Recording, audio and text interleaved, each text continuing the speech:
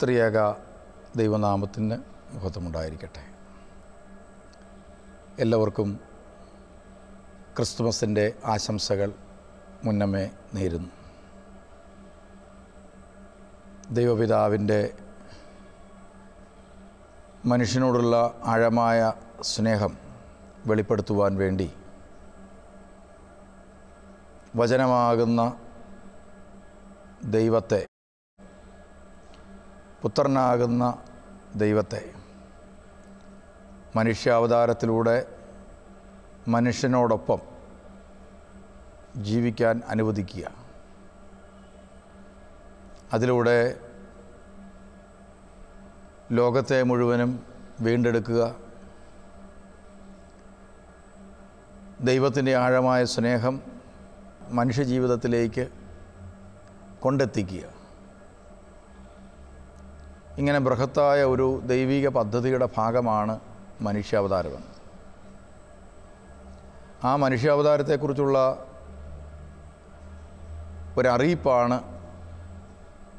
നാം കാണുന്നത് ലൂക്കോസിൻ്റെ സുവിശേഷത്തിൽ 1-ാം അധ്യായം 28 തൊട്ട് 31 വരെയുള്ള വചനം. മറിയമേ, നീ ഭയപ്പെടേണ്ട, ദൈവസന്നിധിയിൽ നീ കൃപ കണ്ടെത്തിയിരിക്കുന്നു.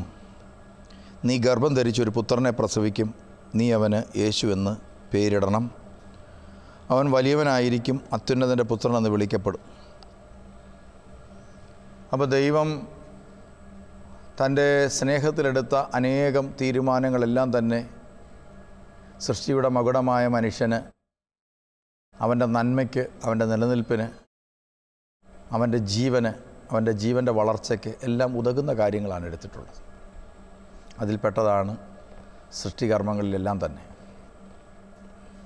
അതുകൊണ്ട് തന്നെ മനുഷ്യന് വേണ്ടി ദൈവം എടുത്തിട്ടുള്ള എല്ലാ തീരുമാനങ്ങളും അവൻ്റെ നന്മയ്ക്ക് വേണ്ടിയിട്ടുള്ളതാണ്. അതിനെ തിരിച്ചറിയാൻ മനുഷ്യന് കഴിയാതെ പോകുന്നതാണ്, അഥവാ ദൈവത്തെ മനസ്സിലാക്കാൻ കഴിയാതെ പോകുന്നതാണ് ഇന്ന് മനുഷ്യൻ്റെ ജീവിതത്തിൽ നിലനിൽക്കുന്ന എല്ലാ പ്രശ്നങ്ങൾക്കും കാരണം. ഇന്ന് നമ്മുടെ ഓരോരുത്തരുടെയും ജീവിതത്തിലെ പ്രതിസന്ധിയും പ്രശ്നങ്ങളും എന്ന് പറയുന്നത് ദൈവത്തെ മനസ്സിലാക്കാൻ കഴിയാതെ പോകുന്നു എന്നുള്ളതാണ്.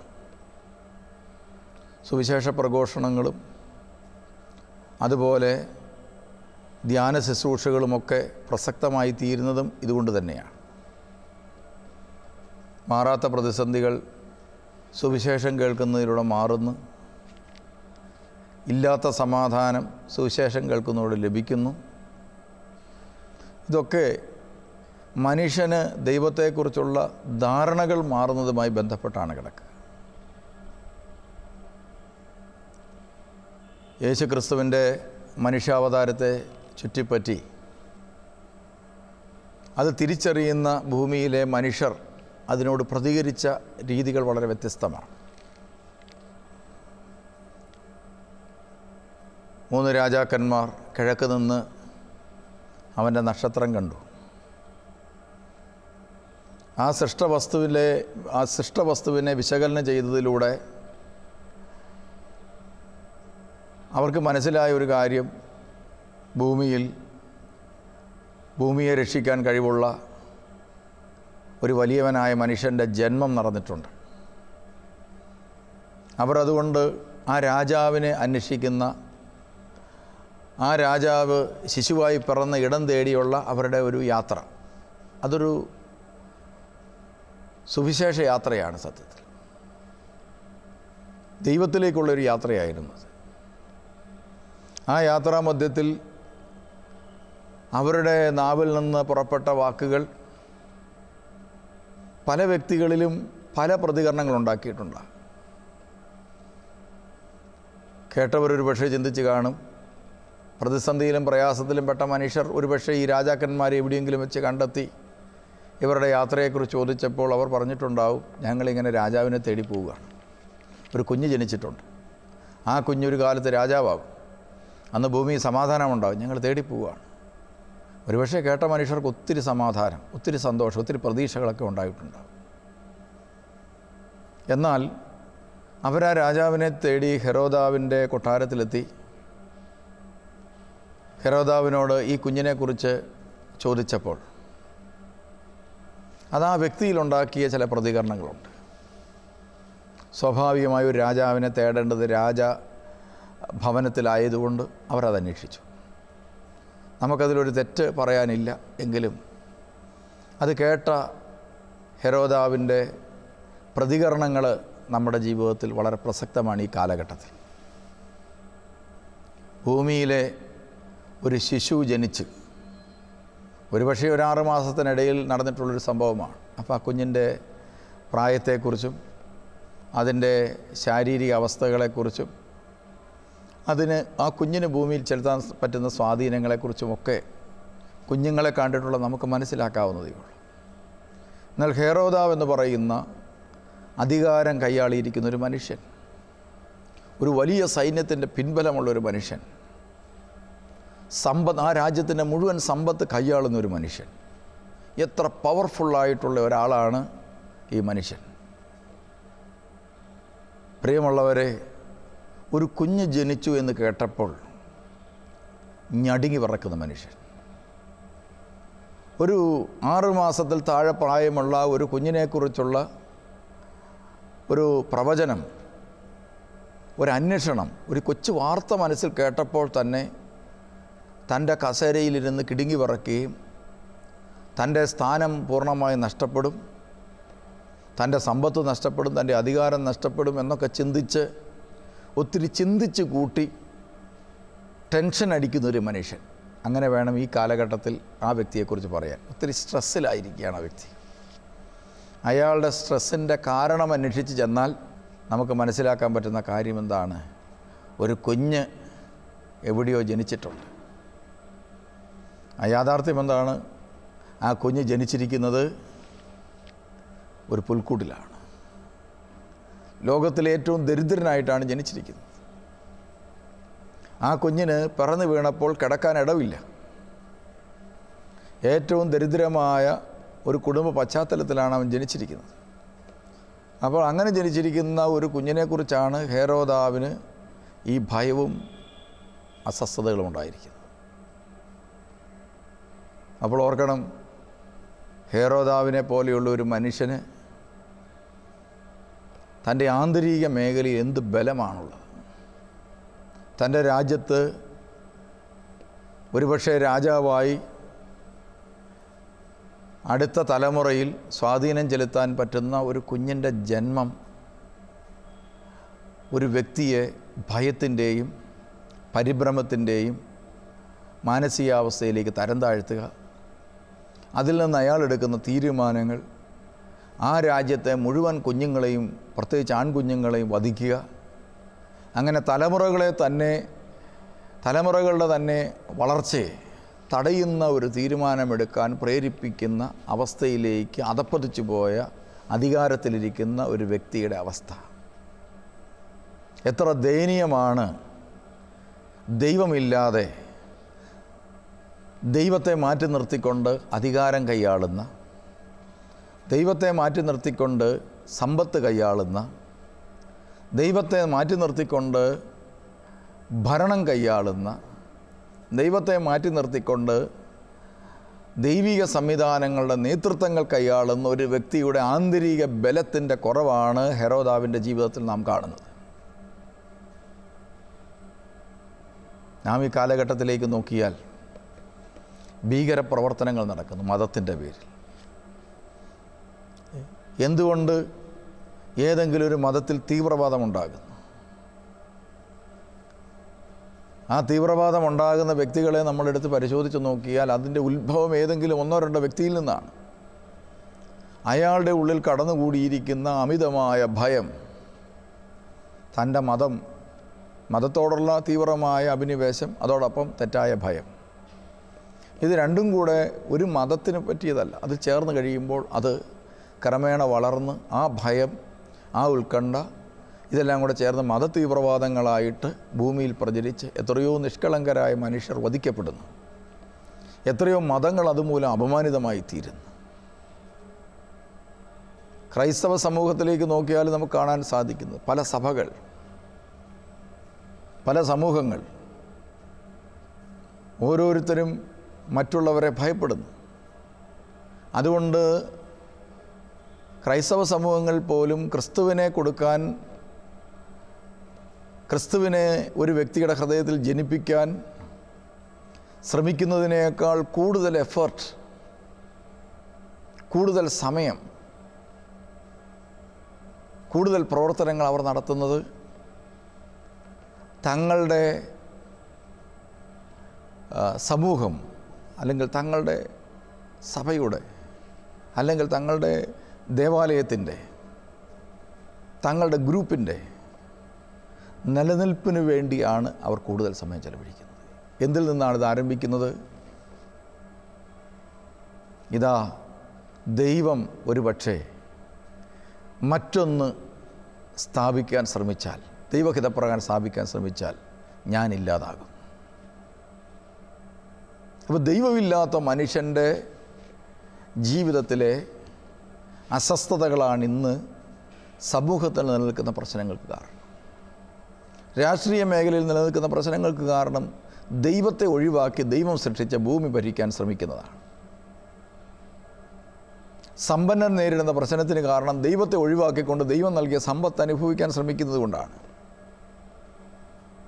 ദൈവം സ്ഥാപിച്ച അധികാരം ദൈവത്തെ ഒഴിവാക്കിക്കൊണ്ട് ഭരണം നടത്താൻ ശ്രമിക്കുന്നത് കൊണ്ടാണ് ഇന്ന് ഭരണ സംവിധാനങ്ങളിലെ പ്രതിസന്ധി. അത് സഭയ്ക്ക് ഉള്ളിലായാലും സഭയ്ക്ക് പുറത്തായാലും, ദേവാലയത്തിനുള്ളിലായാലും ദേവാലയത്തിന് പുറത്തായാലും വല്ലാത്തൊരു പരിഭ്രമത്തിലാണ് ഇന്ന് എല്ലാ മനുഷ്യരും. പ്രത്യേകിച്ച് ആധ്യാത്മിക മേഖലകളിലൊക്കെ പ്രവർത്തിക്കുന്നവരും ക്രൈസ്തവ സമൂഹത്തിലൊക്കെ പ്രവർത്തിക്കുന്നവരും ആഴത്തിൽ ചിന്തിക്കേണ്ട ഒരു കാര്യമാണ്. ഞാൻ എൻ്റെ ജീവിതത്തിലെ സമയത്തിൽ കൂടുതൽ ചെലവഴിക്കുന്നത് എന്തിനു വേണ്ടിയാണ്? ക്രിസ്തുവിനെ കൊടുക്കുവാനായിട്ടുള്ള, ക്രിസ്തുവിനെ ജന്മം നൽകുവാനുള്ള പദ്ധതിക്കും പ്ലാനിനും വേണ്ടിയാണോ എൻ്റെ സമയം കൂടുതൽ ചെലവഴിക്കുന്നത്? അതോ ഞാൻ ഉൾക്കൊള്ളുന്ന സംവിധാനങ്ങളുടെ നിലനിൽപ്പിന് വേണ്ടി മാത്രമാണോ? പരിശോധിച്ച് നോക്കുമ്പോൾ ആത്മാർത്ഥമായി ഈ ക്രിസ്മസ് ദിനങ്ങളിൽ നമ്മൾ ആത്മശോധന ചെയ്യുമ്പോൾ ക്രിസ്തുവിനൊരു ഹൃദയത്തിൽ ജന്മമേകി വളർത്തുവാൻ നമ്മളെടുക്കുന്ന സമയത്തേക്കാളും പരിശ്രമത്തേക്കാളും കൂടുതൽ നമ്മളുടെ നിലനിൽപ്പിനും വളർച്ചയ്ക്കും വേണ്ടി നമ്മളെടുക്കുന്ന സമയവും സാഹചര്യവും. ഇതുകൊണ്ടാണ് ക്രിസ്തുവിൻ്റെ സ്നേഹം ലോകത്തിൻ്റെ അതിർത്തികളിലേക്ക് വ്യാപിപ്പിക്കുവാനായിട്ട് നമുക്ക് കഴിയാതെ പോകുന്നത്. അതിൽ നമുക്കുണ്ടാകുന്ന പരാജയങ്ങൾ കൊണ്ട് ക്രിസ്തുവിൻ്റെ രക്ഷ അനുഭവിച്ച് നിത്യജീവനിലേക്കുള്ള ഒരു വളർച്ച അസാധ്യമാകുന്നതിലൂടെ ലോകത്തിന് ഒരു നാശത്തിന് നമ്മൾ സാധ്യതയൊരുക്കുകയാണ്. രക്ഷിക്കാൻ കഴിവുള്ള കരങ്ങൾ കൈനീട്ടിയില്ലെങ്കിൽ ഈ ഭൂമിയിൽ മറ്റാർക്ക് അവരെ രക്ഷിക്കാനാവും? നമ്മൾ പഴയ നിയമത്തിലേക്ക് നോക്കിയാലും ഇത്തരം കാര്യങ്ങൾ നമുക്ക് കാണാൻ സാധിക്കും. നമ്മളവിടെ കാണുന്നത് മോശയുടെ ജന്മവുമായി ബന്ധപ്പെട്ട് ആ മോശയെ കൊല്ലുവാനായിട്ട് തീരുമാനിക്കുന്നുണ്ട്. അതിനെ രക്ഷപ്പെടുത്താൻ വേണ്ടി ആ അമ്മ ആ കുഞ്ഞിനെ ഒരു ഞാങ്ങണ കൊണ്ട് ഒരു പെട്ടകമുണ്ടാക്കി ആ വെള്ളത്തിൽ ഉപേക്ഷിക്കേണ്ടി വരും.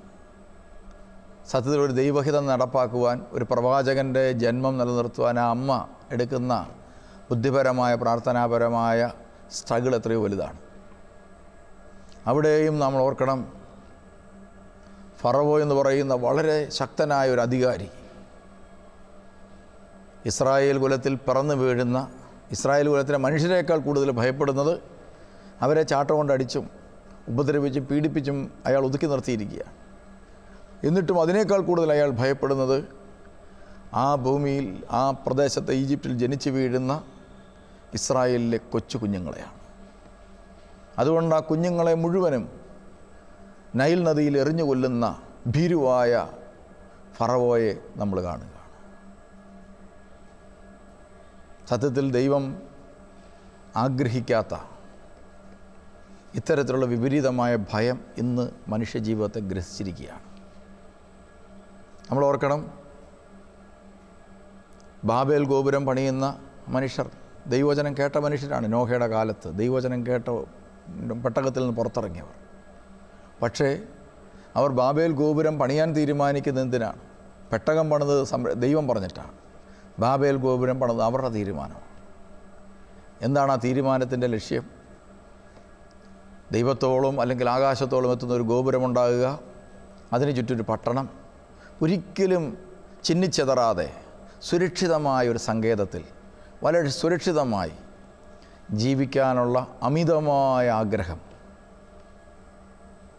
അത് നല്ലതാണ്, പക്ഷേ അത് ദൈവം നൽകേണ്ടതാണ്. ദൈവകരങ്ങളിൽ നിന്ന് അത് ഏറ്റുവാങ്ങണം. അതിന് പകരം സ്വന്തമായൊരു സുരക്ഷിതത്വം തേടാൻ ശ്രമിച്ച് അവസാനം ഭാഷകൾ ചിന്നിച്ചിതറി ഇതാ ഭൂമുഖം മുഴുവനും അവർ ചിതറിപ്പോകുന്നത് കാണാൻ സാധിക്കും. ഇന്ന് ഓരോ മനുഷ്യൻ്റെയും ജീവിതത്തിൽ ഇങ്ങനെയാണ്. ഒരു വ്യക്തി സുരക്ഷിതത്വം തേടാനായിട്ട് ശ്രമിക്കുകയാണ്.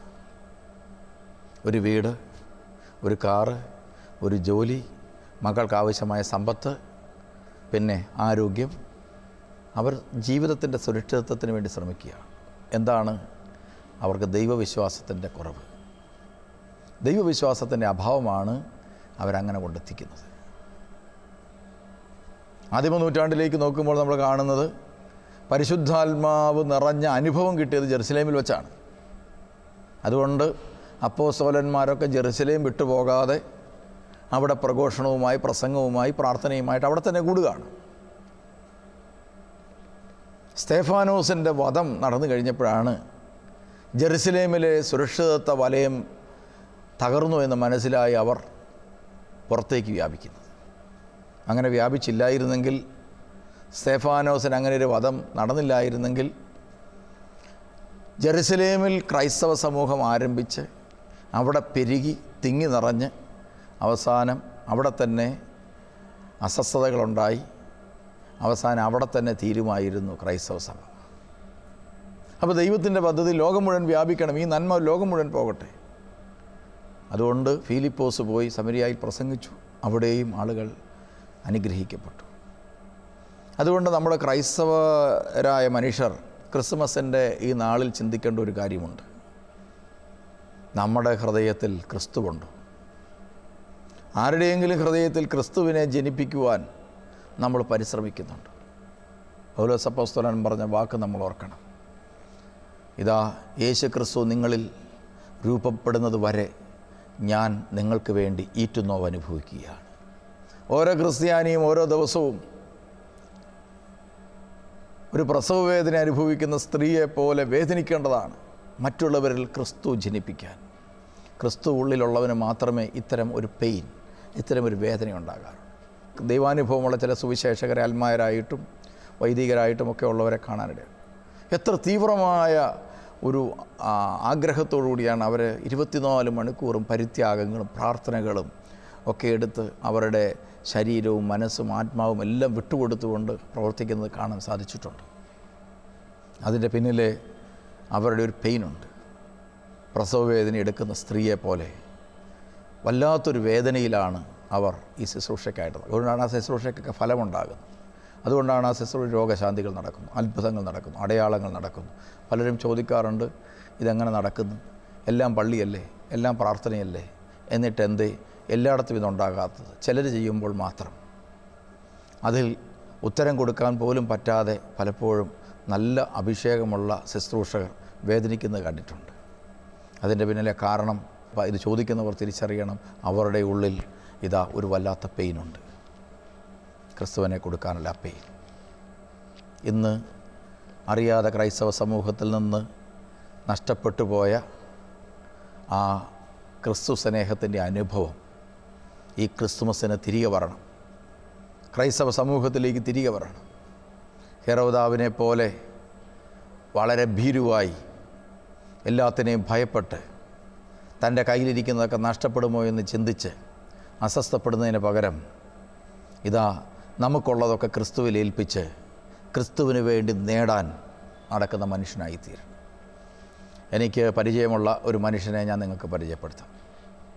തമിഴ്നാടിൻ്റെ ഏതോ ഒരു കോളനിയിൽ പുറമ്പോക്കിൽ ജീവിച്ച മനുഷ്യൻ രാമകൃഷ്ണൻ. അയാൾ സ്വന്തമായിട്ട് ഒന്നും ആർജിച്ചില്ല. പക്ഷേ അദ്ദേഹം ജീവിച്ച സ്ഥലത്ത് തെരുവിലൂടെ നടന്ന 18-20 പെൺകുട്ടികളെ സ്വന്തം വീട്ടിൽ മകളായി കൂട്ടിക്കൊണ്ടുവന്ന് അവരെ പഠിപ്പിച്ച് വളർത്തി, അവർക്ക് ഭക്ഷണം കൊടുത്ത് പ്രായമായപ്പോൾ അവരെ വിവാഹം കഴിച്ച് പറഞ്ഞയച്ചു. അദ്ദേഹത്തിൻ്റെ ഭാര്യയോട് പറഞ്ഞു, ഇനി നമുക്ക് ഒരു വീട്, ഒരു കൂര, 3 സെൻറ്റ് സ്ഥലവും ഒരു വീടും ആർജിക്കാം. ഭാര്യ അന്ന് ഭർത്താവിനോട് പറഞ്ഞു, നമ്മൾ മെകളിയിൽ നിന്ന് വന്നപ്പോൾ ഒന്നും കൊണ്ടുവന്നിട്ടില്ല, ഇനി പോകുമ്പോൾ ഒന്നും കൊണ്ടുപോകാനും പറ്റുകയില്ല, അതുകൊണ്ട് നമുക്കൊന്നും വേണ്ട, കൂടെ കൊണ്ടുപോകാൻ പറ്റാത്തതൊന്നും നമുക്ക് വേണ്ട.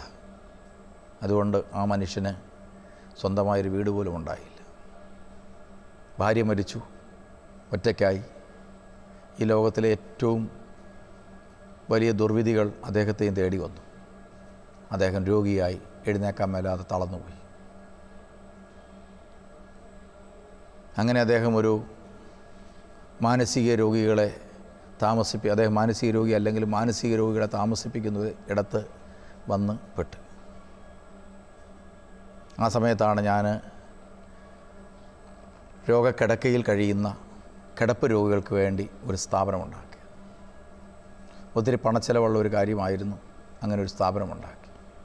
സ്ഥാപനമെല്ലാം ഉണ്ടാക്കി കഴിഞ്ഞ് ഞാൻ രോഗികളെ ലഭിക്കാൻ വേണ്ടി, രോഗികൾക്ക് വരാനായിട്ട് സ്വാഗതം പറഞ്ഞുകൊണ്ട് ഫേസ്ബുക്കിലും വാട്സപ്പിലും മറ്റ് മാധ്യമങ്ങളിലൊക്കെ പ്രചരണം നടത്തി. പക്ഷേ കാര്യമായ രോഗികളൊന്നും ആദ്യ മാസങ്ങളിൽ വന്നില്ല. സ്റ്റാഫിനൊക്കെ ശമ്പളം കൊടുക്കുന്നുണ്ടെങ്കിലും രോഗികളില്ല. അങ്ങനെ പിന്നീട് ഞങ്ങൾ രോഗികൾ എവിടെയെങ്കിലും ഉണ്ടെങ്കിൽ അവരെ കണ്ടെത്താനും അവർക്ക് ഈ സ്ഥാപനത്തിൽ വരാനും വേണ്ടി പ്രാർത്ഥിച്ചു. അപ്പോൾ ആദ്യം കിട്ടിയ രോഗികളിൽ ഒരാളാണ് രാമകൃഷ്ണൻ. രാമകൃഷ്ണൻ ഇവിടെ വന്ന് കിടന്നു. വളരെ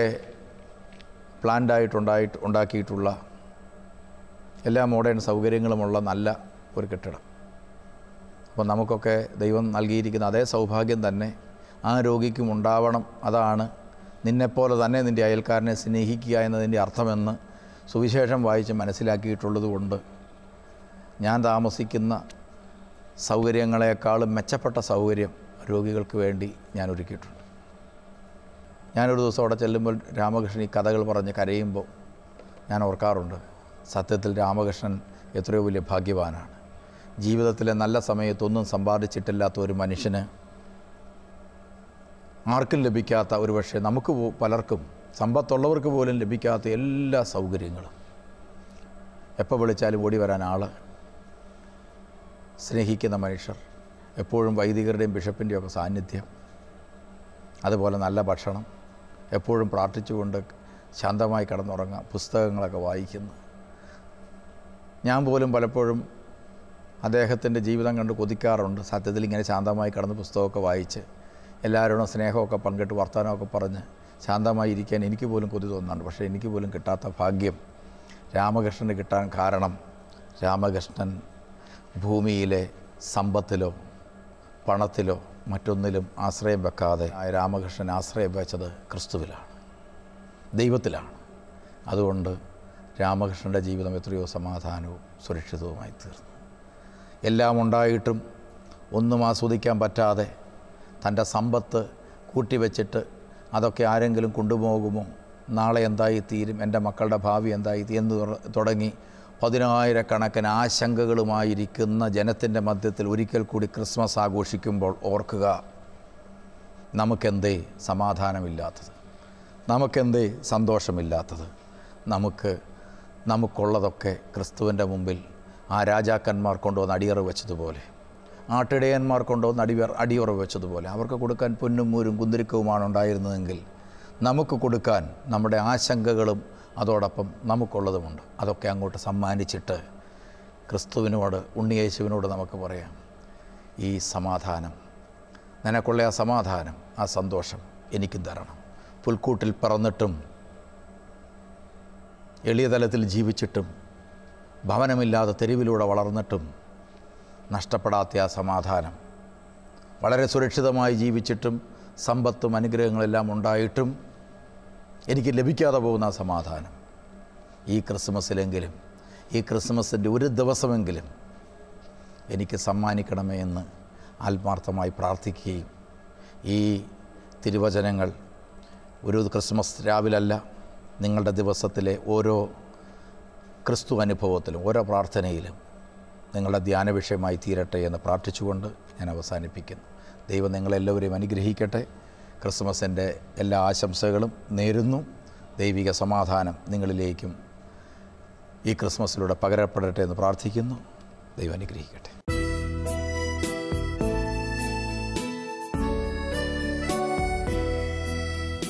സംരക്ഷിത ജാതികളെ വരുവിൻ പാടിൻ, തനയൻ തൻ ജനനത്തിൽ സ്തോത്രം പാടിൻ.